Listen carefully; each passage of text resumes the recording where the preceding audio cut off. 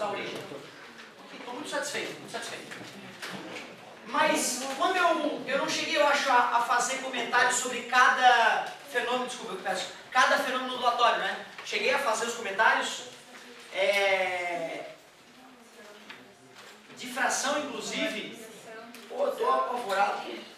Impressionante. Nunca imaginei que eu pudesse chegar tão longe, tão rápido. Na última aula, na verdade, deu uma aula extra sobre teoria da relatividade especial. Eu lembro. Show, show. É que eu não sei, eu achava que alguém tinha me comentado que eu não tinha feito alguma parte matemática ainda do ondulatório. Aí eu fiquei meio cabreiro com isso. Interferência, eu acho que eu não falei da interferência de ondas em fase ou em oposição de fase. Se é N ímpar, N par, aquela parte eu acho que eu não mostrei, né? É um detalhezinho ou outro que está faltando. É isso aí. Então assim, vou fazer alguns outros comentários agora, só para finalizar o ondulatório. Então, finalizando o ondulatório.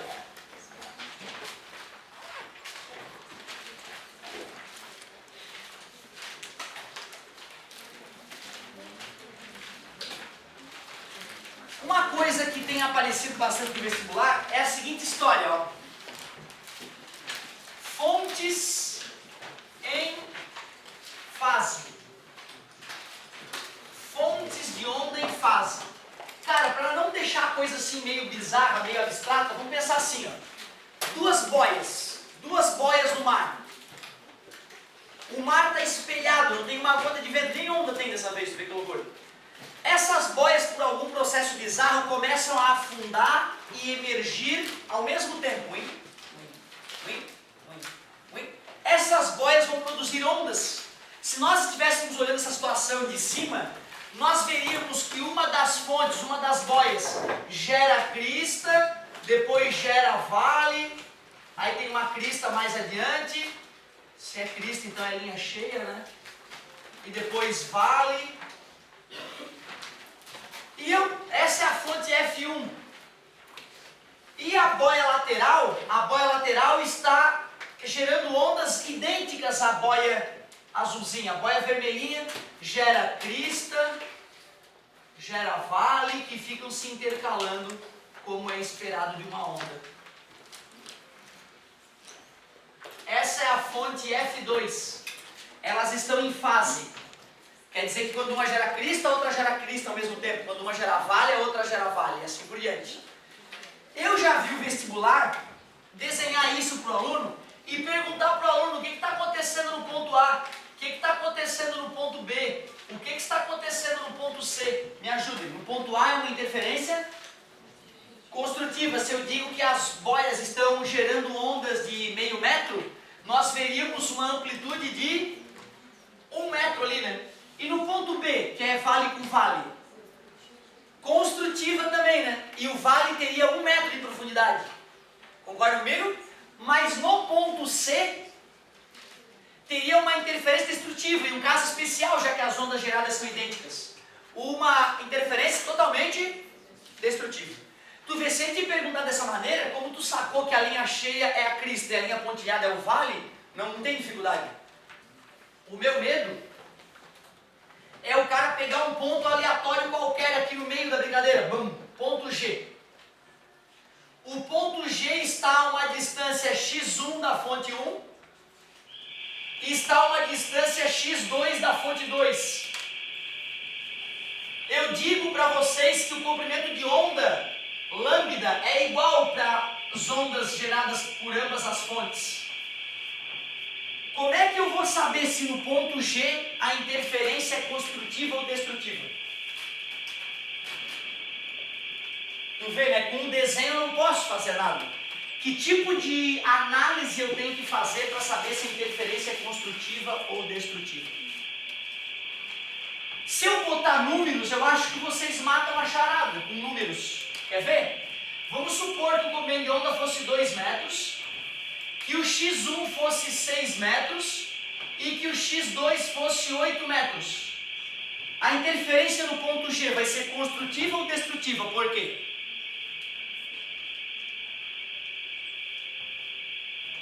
Uma onda emitida pela fonte 1 vai poder se repetir quantas vezes nessa distância? 3 vezes, né? Concorda comigo? Quer dizer que se aqui é uma crista, ali vai ter crista de novo, né? Se aqui for um vale, ali já tem vale de novo, né? Aceitável? Da fonte F2 até o ponto G, quantas vezes a onda poderia se repetir? 4 vezes. Quer dizer que se ali é crista, aqui também é crista, né? Se ali for vale, ali também é vale, né? Só que essas fontes eram fontes em fase.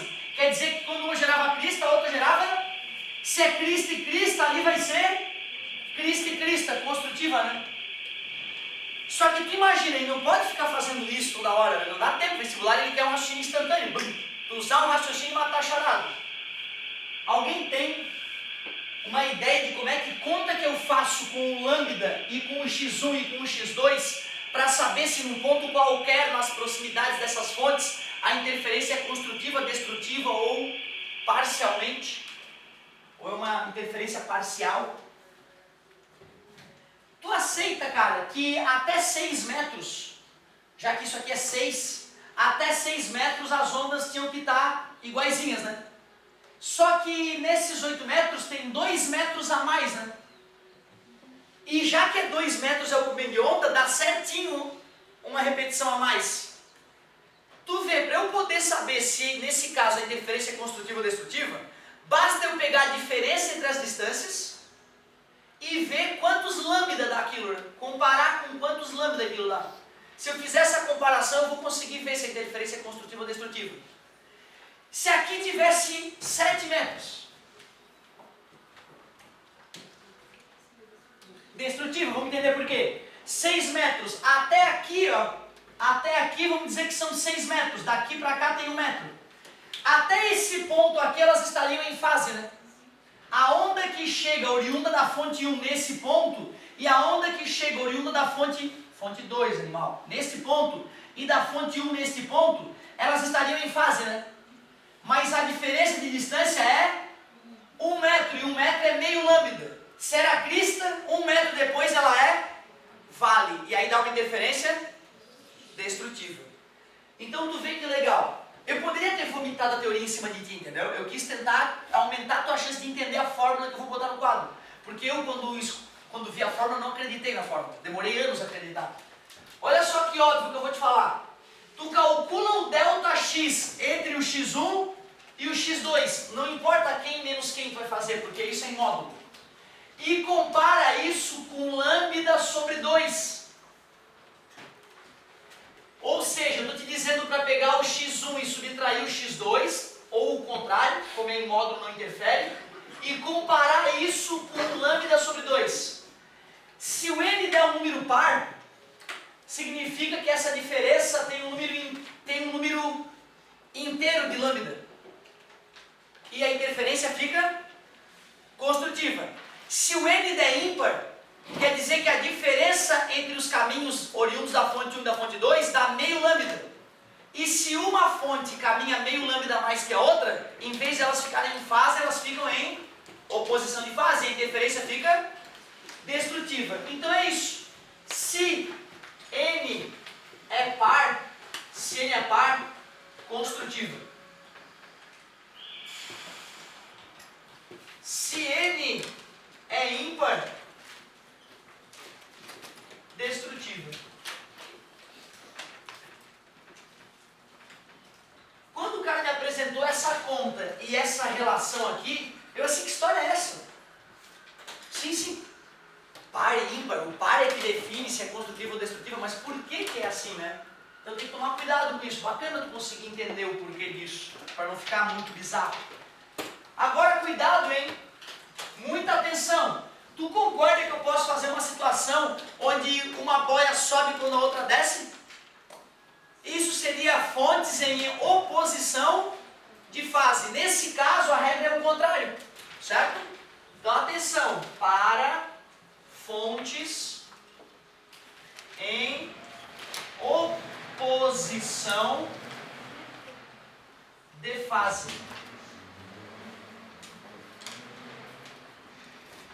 N par, interferência destrutiva.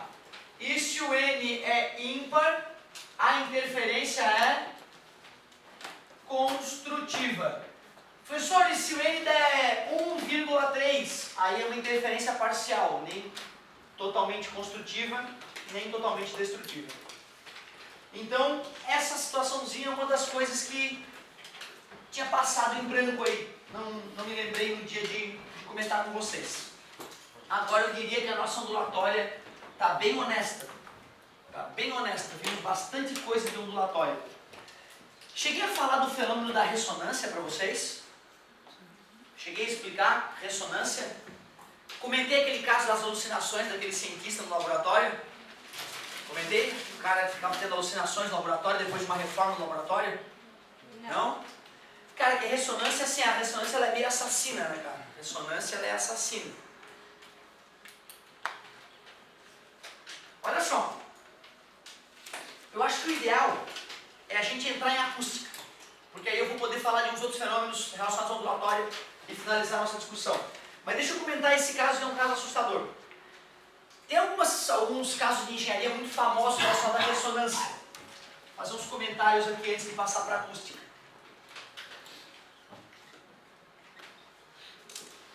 Ressonância. Entrar em ressonância é começar a vibrar com a mesma frequência de um outro corpo que já vibrava. Para que dois corpos entrem em ressonância, eles têm que ter características de vibração muito parecidas. Eles têm que ter características de vibração quase idênticas. O que eu quero te dizer é o seguinte, ó. Eu poderia detectar qual é a frequência natural de vibração dessa carteira. E eu poderia gerar essa vibração nessa sala de aula com uma caixa de som. Ia ser uma vibração inaudível, abaixo de 20 Hz. E o que ia nos chocar? Todas as carteiras que são iguais a essa, que são diferentes as carteiras, né? Tem umas dessas que tem esse materialzinho plástico em cima e outras que tem essa madeirinha em cima. Se eu gero aqui nessa sala de aula uma frequência que coincide com a vibração natural dessas carteiras, do nada, todas essas carteiras que são idênticas eu começar a vibrar, sem ninguém encostar nelas. Vibrar por ressonância. Se eu calculasse qual é a frequência natural de vibração dessas carteiras plásticas, que vai dar diferente dessa outra, já que elas são diferentes, e gerasse com uma caixa de som essa frequência, mesmo que nós não escutássemos nada aqui na sala de aula, as carteiras que não tem nada em cima, que estão vazias e são de plástico, vibrariam. Por que as carteiras que estão ocupadas não vibrariam? Porque quando tu colocou um objeto em cima da carteira, tu mudou a frequência natural de vibração dela. Quanto maior a massa de um objeto, menor a sua frequência natural de vibração. O prédio está vibrando. Professor, não estou escutando. Não, é uma vibração abaixo de 20 Hz. Professor, eu não estou sentindo. É uma vibração muito tênue. Teria que ter um sismógrafo para poder detectar essa vibração, mas o prédio está vibrando. Algo em torno de 3 oscilações por segundo, 3 Hz. Se por acaso um terremoto atingisse a região com a frequência de vibração natural do prédio, ele entraria em ressonância e provavelmente ruiria. Provavelmente ruiria. Prédios maiores que esse poderiam resistir. Prédios menores que esse poderiam resistir. Mas como nós tivemos o azar de o terremoto ter uma frequência que coincidiu com a frequência natural de vibração do prédio, o nosso prédio esfarelou. Tem vários casos desse, cara, de prédios maiores e menores de uma cidade resistirem a um terremoto. E os prédios do tamanho específico ruírem por ressonância. Fazendeiros brasileiros já morreram, muitos, por causa de ressonância. Compra avião de carreira de fazendeiro norte-americano, que já tem algumas horas de voo. E o avião, não sei se tu sabe, né? A fuselagem dele não é parafusada, é rebitada. E assim como no ônibus, quando o ônibus para no ponto de ônibus e dá aquela vibrada grande, né? Aí o motorista acelera, a vibração diminui, né? Isso pode acontecer no avião. O avião ia aumentando a sua frequência natural de vibração, devido ao desgaste, a fuselagem ia ficando mais frouxinha. E o motor de combustão interna vibra bastante, como tu sabe, né? A gente percebe isso com os carros, motos e outros aparelhos que usam motores de combustão interna. Um dia estava lá o fazendeiro indo visitar a família na cidade e de repente coincidia de naquele voo entrar em ressonância o motor com a fuselagem. O avião começava a se desmantelar no ar, mais um morto. Só depois que vários acidentes desse aconteceram é que a Agência Nacional foi investigar e verificou, putz, o avião de modelo tal, depois de tantas horas de voo, a fuselagem entra em ressonância com o motor e a galera cai. Proibiu esse modelo de avião de voar no país. Certo? Que loucura, né, cara? A ressonância é matar as pessoas, derrubar os prédios. Quem tem violão em casa sabe disso, né? Tá com o violão afinado, se tocar a corda Mi mais grossa, a corda mais grossa do violão, a corda mais fina, que também vibra em Mi, vai vibrar sozinha, mesmo sem tu ter dedilhado ela, né? Se tu tocar a corda mais grossa do violão e a corda mais fina não vibrar sozinha, teu violão está desafinado. Aí tu pode ir mexendo, né? Na tarraxinha ali da corda mais fina e tocando a corda grossa e olhando para a corda fina. Quando ela vibrar, entrou em... Tá afinado. Dá para afinar visualmente teu violão, tu vê. Olhando a ressonância entre duas cordas que vibram na mesma frequência. Certo? Legal.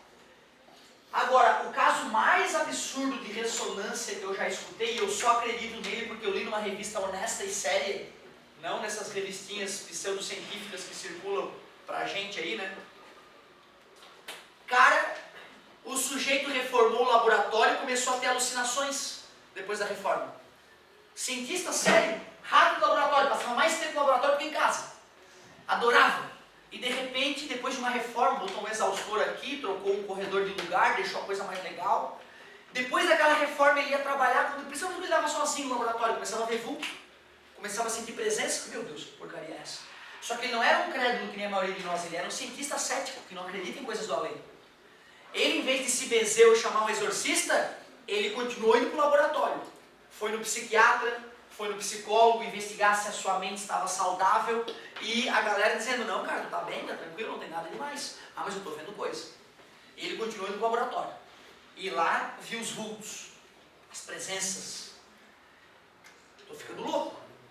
E um dia, trabalhando sozinho no laboratório, uma espada decorativa presa na parede, enquanto ele estava tendo as alucinações, a espada vibrou. E ele sentiu um alívio. Que alívio. A espada vibrando, ele pegou algo que pode medir a frequência das coisas, um frequencímetro, e mediu a frequência de vibração da espada. E foi investigar que aparelho do laboratório poderia estar gerando aquela vibração. Coincidentemente, a vibração da espada coincidia com a vibração do exaustor que ele tinha recém-instalado no laboratório. Tirou o exaustor da tomada e os espíritos malignos se foram. Parou de ver coisas do além. Desconfiou, né? Ligou de novo e os espíritos malignos voltaram a aparecer. Foi no psiquiatra, mandou fazer uma ressonância magnética em todas as partes do cérebro dele e mandou calcular qual era a frequência natural de vibração de cada organela do seu cérebro, da amígdala, do hipotálamo, do cerebelo. E adivinha? A frequência natural de vibração de uma das partes do cérebro responsável pela formação de imagens, provavelmente o córtex visual ou algo desse tipo, estava entrando em ressonância com a vibração mecânica inaudível gerada pelo exaustor. E ele estava vendo coisas do além, vultos, sentindo presenças estranhas. Tu imagina que legal a gente poder tirar as pessoas que são perturbadas com espíritos malignos, né? Tirar esses espíritos da vida dela com física, né, cara? E não com reza. Seria muito legal. Seria muito legal. Só que a maioria das pessoas não desconfia que isso é possível. A maioria das pessoas não desconfia que isso é possível. Já escutasse falar no capacete de Deus? Um cientista inventou um capacete aí que tu bota e tu tem uma experiência religiosa, por mais ateu que tu seja. Tu vai ver presenças e vai sentir alguma coisa muito, muito legal, muito gostosa, uma entidade muito foda à tua volta. E é só porque o capacete joga radiações eletromagnéticas numa parte do teu cérebro que te faz ter aquela sensação que nós temos quando vamos na igreja, aquela sensação que nós temos quando vamos num estádio cheio de gente torcendo pelo mesmo time e arrepia o cara, é uma sensação, né, quase algo religioso que nos faz muito bem. Bacana saber, né, que isso é fruto dele, do cérebro. E isso pode ser estimulado artificialmente, muito legal, né? O capacete de Deus, muito legal. Ressonância é o nome do fenômeno. Já ouviram falar em ressonância magnética? Cara, a gente pega um ímã poderosíssimo e faz os átomos do teu corpo girarem, todos para um mesmo alinhamento. Os átomos do teu corpo ficam alinhados, tamanho poder do ímã que é colocado à tua volta.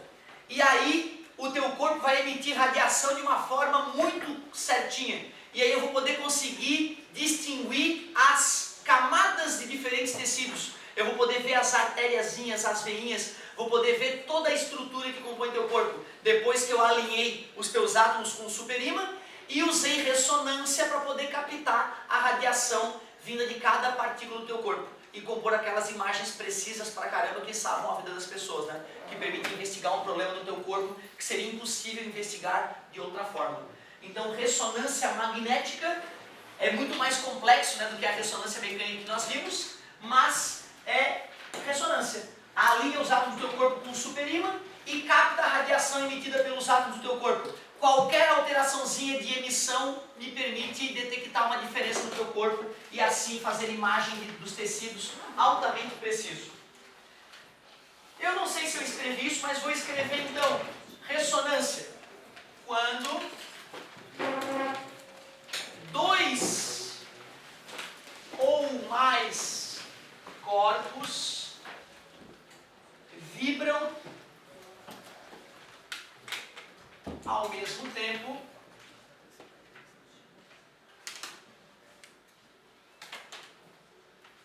por possuírem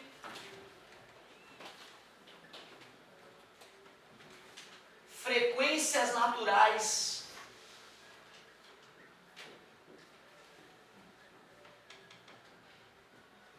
muito próximas.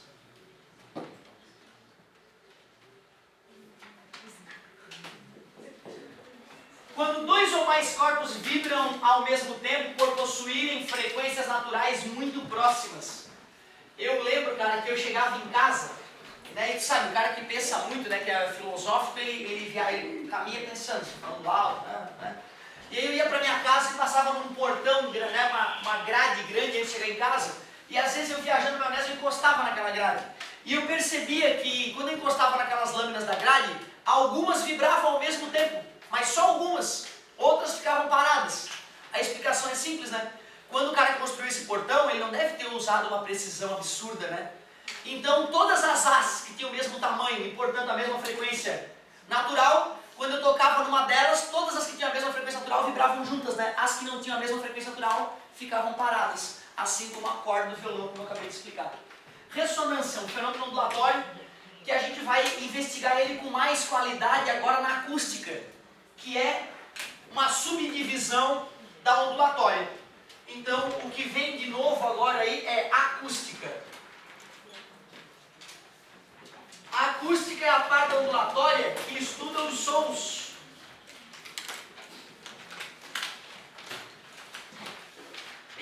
E já que nós vamos estudar o som, tem que saber o que é som, né? Som é que tipo de onda? Onda mecânica longitudinal, audível, hein? Não adianta ser uma onda mecânica longitudinal e tu não escuta ela, aí não é som.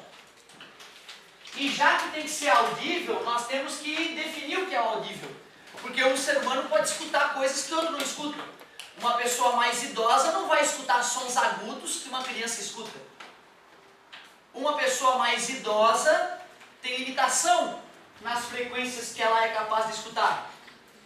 Tem pessoas que têm um ouvido muito mais sensível do que outras pessoas. Então nós temos que definir quais alturas são audíveis. A altura do som. Cuidado, amigo! A altura não é o volume. A altura é a frequência do som. A altura é frequência.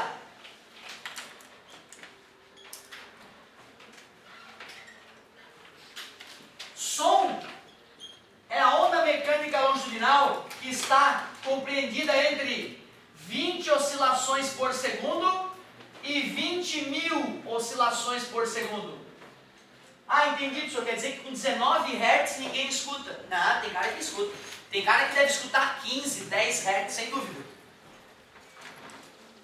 Cara, se fosse exatamente isso, se todo ser humano não escutasse abaixo de 20 e não escutasse acima de 20.000, assim redondo, eu ia acreditar no Criador.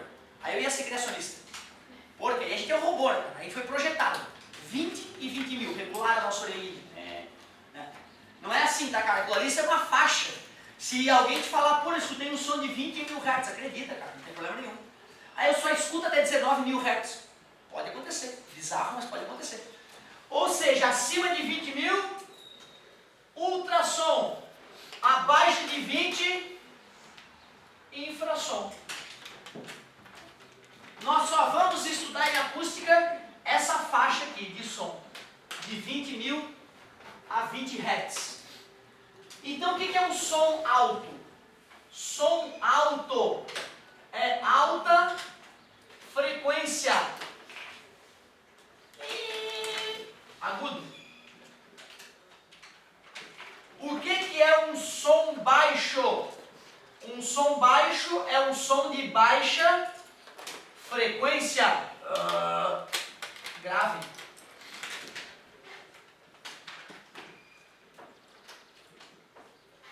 Tu vê, né, cara? Um cara que curte algum tipo de som, uma banda, tem um cara do baixo, né?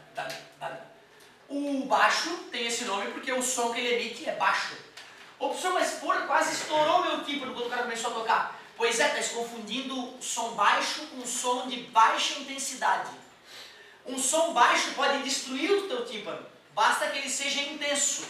Baixo, de baixa frequência, mais intenso.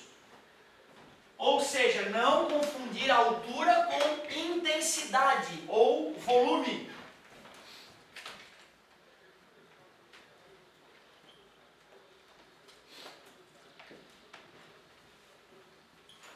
Intensidade do som, sim, que é o volume. Como é que a gente calcula a intensidade de um barulho qualquer? Para calcular a intensidade, na verdade, é pegar a potência que foi gerada e dividir pela área onde essa potência foi distribuída. Então, intensidade sonora é isso, potência, área. Então, pensa bem, né? Vai ser watt por metro quadrado, intensidade sonora, né? Potência, a unidade é watt e área é metro quadrado. Então, essa vai ser a unidade de intensidade sonora, watt por metro quadrado. Aí pensa lá, tu comprou uma caixa de som que consegue emitir 1000 watts RMS. Depois a gente discute o que é o RMS, Root Mean Square. É uma maneira mais honesta de medir potência. Quer dizer, cara, que a tua caixa, vamos supor que ela pudesse ficar emitindo 1000 watts constantemente. Não é verdade. Uma caixa de som que tem 1000 watts RMS é que ela pode emitir picos de 1000 watts, certo? 1000 watts. Será que quem está perto da caixa de som vai escutar o mesmo de quem está longe da caixa de som? Não, né? Porque esses 1000 watts, se eu botar a caixa de som no meio da sala, o som vai se espalhar para todos os cantos. Qualquer um que esteja em qualquer canto da sala vai escutar. Claro que se eu viro a caixa para a galera de lá escuta melhor, mas vou botar a caixa virada para cima, pronto. Beleza? Quem está perto da caixa de som está sofrendo, está escutando uma intensidade maior do que quem está longe, né? Por que se a potência é a mesma? Ah, é verdade, quem está perto da caixa de som está diluindo a potência numa esfera pequena, né? Quem está longe da caixa de som está diluindo aquela mesma potência numa esfera muito maior. Ou seja, nessa hora é possível que eles te exijam o cálculo da superfície esférica. Alguém lembra como é que se calcula a superfície de uma esfera? 4πr². Essa é a fórmula da superfície esférica. Quer dizer que se eu dobro a distância da caixa de som, o que acontece com a área da superfície esférica? Quadruplica, né? E a intensidade sonora cai 4 vezes. Se tu tá 3 vezes mais distante da caixa de som do que os teus amigos, tu vai escutar uma intensidade Porque se eu triplico o raio, 3 vezes 3, 9, aumenta 9 vezes a área. Para a mesma potência, se esse número cresceu 9 vezes, a intensidade diminui 9 vezes. O cara que está 10 vezes mais distante, 100 vezes menos intensidade. Num grande show, dá para colocar a caixa de som só lá no palco? Não, quem vai pagar uma baba para escutar o grande artista tocar lá de longe, escutar uma intensidade idiota? Não, né? Tem que espalhar as caixas de som de tal forma que as pessoas, mesmo mais afastadas ou um pouco mais próximas das caixas de som, consigam escutar um som relativamente, né, uniforme. Sons abaixo de 20 Hz me é compreensível chegar no ouvido. Mas por que acima de 20 eu não ouvi? Que fenômeno físico acontece? Valeu, garoto! Para que tu escute alguma coisa, tem que ter algum aparelhinho dentro do teu sistema auditivo que vibre junto com o barulho, né? Se alguma coisa não vibrar junto com o ar que vibrou à tua volta, por que tu escutaria? Certo? Tímpano.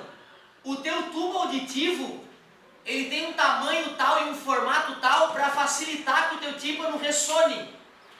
E ele só vai entrar em ressonância com frequências entre 20 e 20 mil. Com frequências abaixo de 20 Hz. Outra, hein? Pode ser um som altamente intenso, abaixo de 20 Hz. Pode fazer o teu corpo vibrar. Tu sente, meu Deus, tem alguma coisa acontecendo aqui, mas tu não está escutando nada.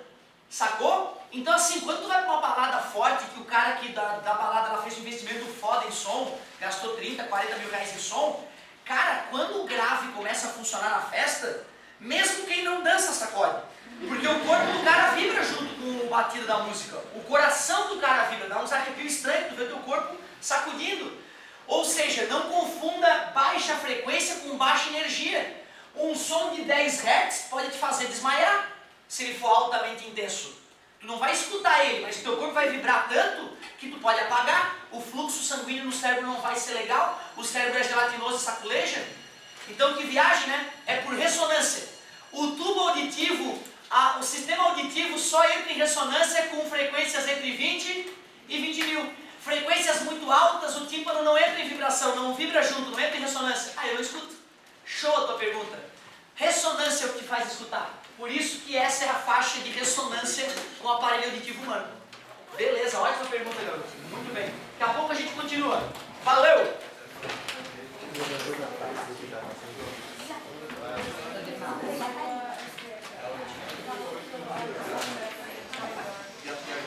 O cérebro está processando tudo o tempo inteiro. Sons, imagens, tatos, cheiros, linguagem escrita. O cérebro fica toda hora pensando sobre isso. E mesmo quando tu está distraído, o cérebro tem processos mentais organizados essas coisas. Se tu não tem visão, tu não vai usar o teu cérebro para precisar ler, para interpretar símbolos visuais. E aí tu fica concentrado no que tu escuta. E mesmo que tu tenha visão, se tu te concentra no que tu escuta, tu pode desenvolver uma audição superior das pessoas que não raciocinam sobre isso, que não refletem sobre isso. O deficiente visual, ele está com tudo perfeito para isso, né? Exatamente. Então é um exemplo perfeito. Perdeu alguns sentidos, tu tem mais tempo para te dedicar a outros. E se tu te dedica, tu pode adquirir uma capacidade incrível. Tem um menininho nos Estados Unidos que inventou uma técnica que hoje é usada, né? Para ajudar as pessoas deficientes visuais, que ele estrala a boca, escuta o barulho refletindo nos objetos e consegue saber se esses objetos.